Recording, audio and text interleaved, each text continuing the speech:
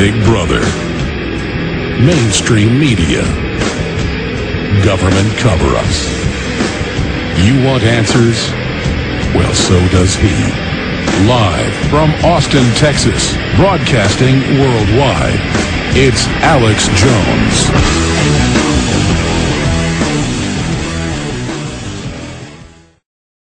But I wanted to get Glenn Spencer on from American Patrol because we've been interviewing him for about 12 years. He's an American political and illegal immigration activist. And, of course, he's been a frequent guest on Lou Dobbs' many other shows, AmericanPatrol.com. And I wanted to get him on to talk about this. ATF promotes supervisors in controversial gun operation. LA Times, the three who have been, by the way, I said this months ago, I said they would be promoted. We got to find that clip. The three, for a job well done, this wasn't a failed sting. It was a way to demonize the Second Amendment, destabilize Mexico through the SPP plan, use destabilization there to call for a North American security perimeter instead of our actual borders being the security, to mutualize and harmonize our forces. That's all on the books. So ATF promotes supervisors in controversial gun operation. The three who have been criticized for pushing on with the border weapons sting, even as it came apart, well, they did a great job, received new management jobs in Washington and big pay raises. So the people that their underlings said, you're shipping guns to Mexico, this is illegal, stop it. They, of course, are being demoted and getting in trouble. That's been confirmed. And those that did it and followed their criminal orders to then demonize the Second Amendment, they are being promoted, kind of like the high-level FBI supervisors that ordered their folks under them that said, hey, these people are going to flight schools and don't want to know how to land them. I think they want to fly it in the World Trade Center. That was a quote by one agent. They said, we just demoted you. You're off the case. National security letter. Don't talk about this. They stood down. The attacks happened. And they all got record cash bonuses and went up to the big offices. It's like, you are hardcore.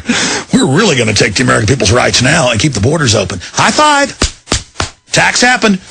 Oh, well, let's help get the underwear bomber on the plane. We're the State Department. We'll put naked body scanners in. Oh, yeah, these are good people. It goes over all of that in the articles. And as I was saying, Glenn Spencer joins us from right there on the Arizona-Mexico border. And Mr. Spencer, good to have you here with us today. Alex, good talking to you. So, what's your take on this? Maybe we should give them a box of gold and cigars and have a parade for these ATF guys that both committed at least 5 cops, 3 dead Border Patrol agents, and countless citizens on both sides. I mean, is the pay raise big enough for the great job they did? Well, I'm not sure if that's all they're going to get. There are probably some other perks they'll get that we don't know about. Oh, good. But, if you look at the LA Times statement, the agents, the boots on the ground, one guy says, literally, my mouth fell open. He said, I'm not, literally. He couldn't believe that these guys were being promoted back to Washington. But it's not surprising. It's not surprising. These are people who are to be rewarded for doing exactly what they were told and not questioning the authority from Washington, D.C. These are jackbooted thugs who will do anything the Obama administration orders them to do, including shipping guns to Mexico that are used to murder our agents. Now, if they will do that, they will do anything. So we must reward them. Absolutely, like Katrina gun confiscation. These are great people. And I guess they've got to be pretty proud of themselves now. I mean, we've got a lot of dead police officers, a lot of dead Border Patrol agents. This is, I mean, how dare you not be for them getting big raises, Glenn? No, see, the thing is, this is it. And the word goes out throughout the agencies, throughout the federal government. You do exactly what you're told, and you will advance. If you defend America, like Ramos and Campion, who happened to have wounded a drug smuggler and criminal, they went to federal prison, right? So if you try to defend the country, you'll go to prison. If you turn against it and you do anything you're told, anything, including the shipping murderous weapons into the drug cartel's hands, you are on your way up the ladder. That's the message. And Obama has canceled what was left of the so-called partial fence they built, the virtual fence. They're canceling everything. The illegal aliens are running all over us. Rick Perry, who got awards for sanctuary cities, introduced a bill and then quietly killed it to get rid of sanctuary cities. What a duplicitous weasel he is. We've got absolutely. Tell us about Rick Perry. You're the big immigration expert. Well, I've tracked Rick Perry for years, okay? He is an open borders globalist. He got $250 million from the state of Texas for a border initiative. And I think it was the Houston Chronicle that gave him the Pants on Fire Award for wasting all of that money. He was such a liar. He spent it on political hacks without doing anything about the border. He is opposed to the fence, and that's the only thing that keeps El Paso from being overrun by Ciudad Juarez. But that fence is an important element in our defense. And may I say this? There is an element here that links the fence to Fast and Furious. Because, as you know, I've been flying the border on a regular basis. I've mapped the border fence. I've been doing this for 7 years. And I watched it go up. And what we found in looking at our data, that we found out what started the Mexican drug war. We know what started it. It was when we closed off the Goldwater bombing range with a fence starting in 2006. That triggered it. And then they closed it off from Yuma over to Calexico. That kept it going. And then right near me, another 40 miles. This was the unintended consequence. By the way, that's the only true part of the movie Machete, is that the drug dealers on both sides of the border get together to try to get a fence built so that the southern cartel can bring their drugs in and cut off their competition. And I know that did add a lot of stress to the different cartels. There's no question about it. I've analyzed it and studied this for 2 years, more than 2 years. That's what started the Mexican drug war. Had we finished the fence, they wouldn't have had anything to fight over. Now, this is what I think was behind Fast and Furious. Our government was trying to prove that it was U.S. weapons that set off the Mexican drug war instead of the actual fence. And that was in Mexico. They also wanted to blame the Second Amendment. I remember a year and a half ago they were blaming the Second Amendment for Mexico and calling for gun restrictions. So absolutely. And they've been lying about it ever since. So what you have now, and you mentioned earlier, a program to essentially merge the U.S. and Mexican war on drugs and the border effort. This comes directly out of Northern Command. I can go into detail with this, but I went to a conference a couple of years ago.